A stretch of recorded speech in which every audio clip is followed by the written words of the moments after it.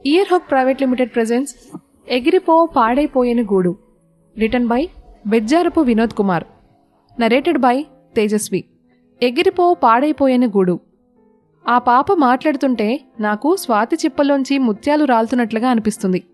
ఆ పాప మాట్లాడుతుంటే నాకు అప్పుడే విచ్చుకున్న సన్నజాజులలో నుంచి పరిమళాలు ఎగిసినట్టుగా అనిపిస్తుంది.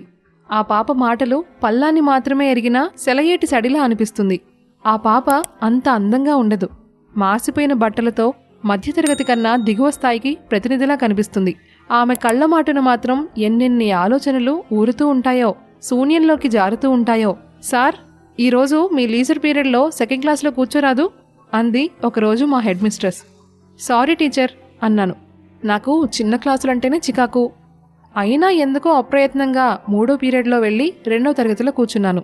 సాధారణంగా విద్యార్థులు త్వరగా ఉపాధ్యాయుల దృష్టిలోకి రావాలంటే వారు ఆకర్షించే అందంతోనైనా ఉండాలి, లేదా చలాకీగా చదువులో ఫస్ట్ అయినా ఉండాలి. ఇవి ఏమీ లేని ఆ పాప ఓ మూలన కూర్చొని ఏడుస్తూ కనిపించింది నాకు. ఆమెను పిలిచాను. ఏమైంది అని అడిగాను. హోంవర్క్ చేయకుంటే టీచర్ కొట్టింది. పక్కనే ఉన్న ఓ విద్యార్థి లేచి చెప్పాడు. ఉతికిన బట్టలు వేసుకుని పరిశుభ్రంగా బడికి రావాలని తెలీదా అన్నాను కోపంగా, పిసరంత అసహ్యంతో. చేతులు కట్టుకొని బెదిరిపోతూ చూస్తుండిపోయింది ఆ పాప. మీ నాన్న ఏం చేస్తాడు అడిగాను. ఏం చెయ్యడు, మా అమ్మని కొడతాడు అంది ఆ పాప. నా మనసు బిత్తరపోయింది. కొద్దిసేపు మౌనం. బాగా తాగుతాడా అన్నాను. అవును, బాగా తాగొస్తాడు. డబ్బులిమ్మని అమ్మని కొడతాడు. ఇంకా ఎంతో చెప్పాలన్న ఆతృత ఆ పాప మొహంలో కనిపించింది. మౌనంగా ఉండిపోయాను. మొన్న రాత్రి జల్లెడితో కొడితే అమ్మ తల పగిలి రక్తం కారింది. తిరిగి తనే అంది. ఆ పాప కళ్లల్లో జాలి చూపండి సార్ అన్న దయనీయ భావన. ఆ పాప ఆలోచనల్లో ఇప్పుడిప్పుడే సొసైటీ పట్ల జుగుప్సాకరమైన భావన ఏర్పడుతోంది. ఇదే పరిస్థితులలో ఆమె పెరిగి పెద్దదైతే ఆమె వ్యక్తిత్వం ఎలా ఉంటుందో అన్న ఆలోచన త్రుటికాలం నాలో కదిలి మాయమైంది. వెళ్ళిపోసాగింది ఆ పాప. అక్కడి వరకు వెళ్ళాక మళ్లీ ఏదో గుర్తుకు వచ్చినట్లు వెనక్కి తిరిగి నా వద్దకు వచ్చి నిలబడి చెప్పింది. సార్, మరి మా అమ్మ బీడీలు చేస్తే నేను దారం చుడతాను, ఆకు కత్తిరిస్తాను అంది. తన బాధని ఇతరులకు చెప్పుకొని జాలిని పొందాలని ఆమె తపన. నాలోని సెన్సిటివ్ హార్ట్ అదో రకమైన జాలిని ఎటు పంపాలో తెలియక కళ్లల్లోకి నింపింది. మూగగా వెళ్ళిపోయింది ఆ పాప. లంచ్ వరకు పాప గురించే ఆలోచిస్తూ ఉండిపోయాను. ఆ పాప ఇంటికెళ్ళి హోంవర్క్ ఎలా చేస్తుంది? భుక్తి కోసం తల్లిపడే యాతనలో పాలు పంచుకోవడం మినహా ఏ పాపం చేసిందని ఆ పాప బాల్యం ఇంత నికృష్టంగా గడవాలి? లంచ్ ఆఫ్లో నేను వెళుతూ ఉంటే నాకు కొద్ది దూరంలో ఒరిగి నడుస్తూ కనిపించింది ఆ పాప. ఉమా అని పిలిచాను. దగ్గరగా వచ్చింది. నీకు ఏవంటే ఎక్కువ ఇష్టం అని అడిగాను. చాక్లెట్లు నిస్సంకోచంగా చెప్పింది ఉమా.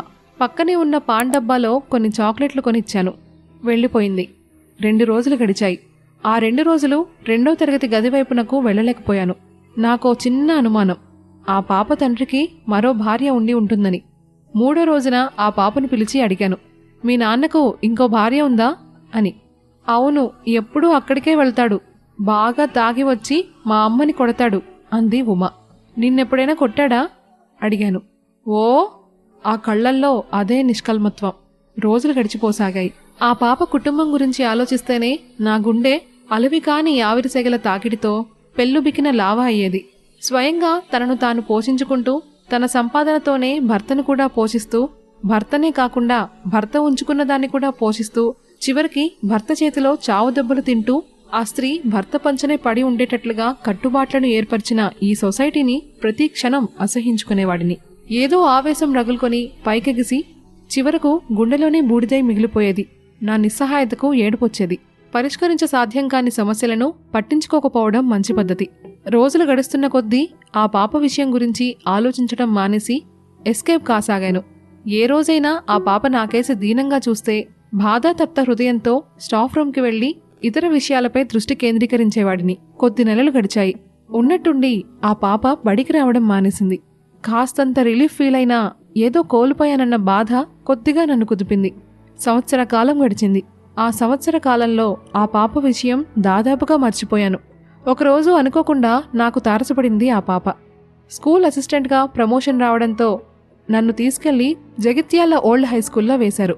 వెళ్ళి జాయిన్ అయిన రోజున నమస్కారం సార్ అంది ఆ పాప. 2 చేతులు జోడించి నా ఎదురుగా నిలబడి. ఆమెను అక్కడ చూడ్డంతో ఆశ్చర్యపోయాను. యుగాల కింద కోల్పోయిన ఆత్మబంధువు కలిసిన అనుభూతి కలిగింది నాకు. ఆ పాపలో మార్పును గమనించాను. నీట్గా ఉంది, కాస్త లావైంది. అన్నిటికీ మించి ఆమె మొహంలో తృప్తి, ప్రశాంతత, సంతోషం. అదే నిష్కల్మషత్వం. ఎలా ఉందిప్పుడు మీ ఇంట్లో అని అడిగాను. మీ నాన్న మీ అమ్మని ఇంకా కొడుతున్నాడా అడిగాను. కొట్టడం లేదు అంది ఆ పాప. కొత్త నాన్న కదా తిరిగి తానే అంది. ఆశ్చర్యపోయాను నేను. పాత నాన్నను అదే ఇంటిలో వదిలిపెట్టేసి వచ్చాం కదా, ఇప్పుడు కొత్త నాన్న అమ్మను నన్ను ఎంత బాగా చూసుకుంటున్నాడో అంది ఉమ. నా గుండె విచ్చుకుంది. ఆనందంతో నా మొహం వణికింది. హృదయంలో ఎగిసిన సంతోష కెరటాల తాకిడిని తట్టుకోలేక ఒక్కసారిగా ఉక్కిరిబిక్కిరయ్యాను.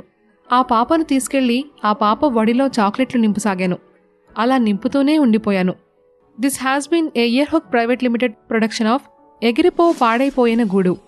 Return by Bejjarapu Vinod Kumar. Narrated by Tejaswi. Producer Earhook private limited. Editor Gautami CH. Production copyright 2022 by Earhook Private Limited.